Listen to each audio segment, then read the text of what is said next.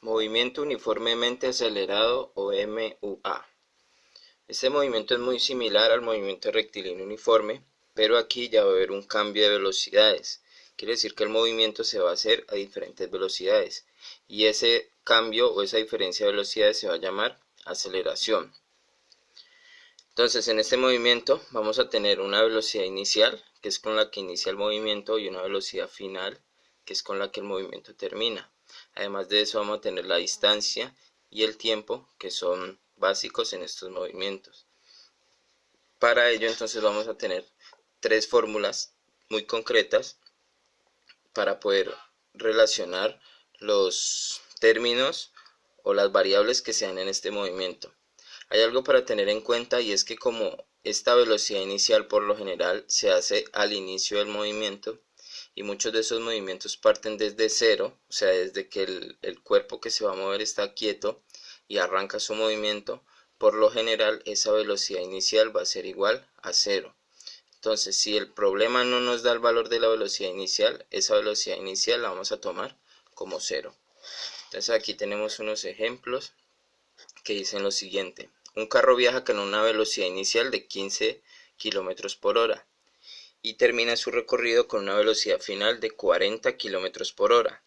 Tardó 5 horas en hacer el recorrido y nos están pidiendo el valor de la aceleración. Entonces nos dan la velocidad inicial, que es 15, y la final, que es 40, y nos dan el tiempo de recorrido. Nos piden hallar la aceleración. La distancia no nos la dan, pero para la fórmula no vamos a utilizar la distancia, no nos sirve ese dato, entonces pues básicamente no lo vamos a utilizar.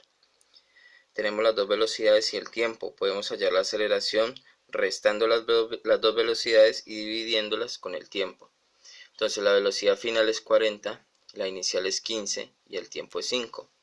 40 menos 15 da 25 y el tiempo es 5. Si dividimos esos dos factores nos va a dar 5. Como la aceleración es una variable de la velocidad y la velocidad está en kilómetros por hora, pues la aceleración va a estar en kilómetros por hora y se le pone un cuadrado para diferenciar la aceleración de la velocidad. En otro ejemplo dice que tengo que cuál será la velocidad final de un ciclista que acelera a 5 metros sobre segundo en un tiempo de 2 segundos. Entonces tenemos la aceleración, el tiempo, no necesitamos la distancia porque la fórmula no la utilizamos, y como el problema no me da el valor de la velocidad inicial, entonces esa velocidad inicial la voy a tomar como 0. Luego tengo la fórmula, reemplazo, digo que la velocidad inicial es 0, la aceleración es 5 y el tiempo es 20. Multiplico estos dos datos, 5 por 20 me da 100, más 0 pues me va a dar 100. La velocidad final va a ser 100 metros sobre segundo. Como la aceleración está en metros sobre segundo o la velocidad inicial está en metros sobre segundo, pues voy a utilizar esa unidad de medida para la final. Y en el último ejemplo me piden hallar la distancia de una moto que va a 2 km por hora. Su aceleración es de 3 km por hora al cuadrado y el recorrido, el tiempo son 2 horas. Entonces tenemos la velocidad inicial, la aceleración y el tiempo. ¿Sí? Aquí me están marcando la velocidad inicial, quiere decir que me están dando el dato, no va a ser 0.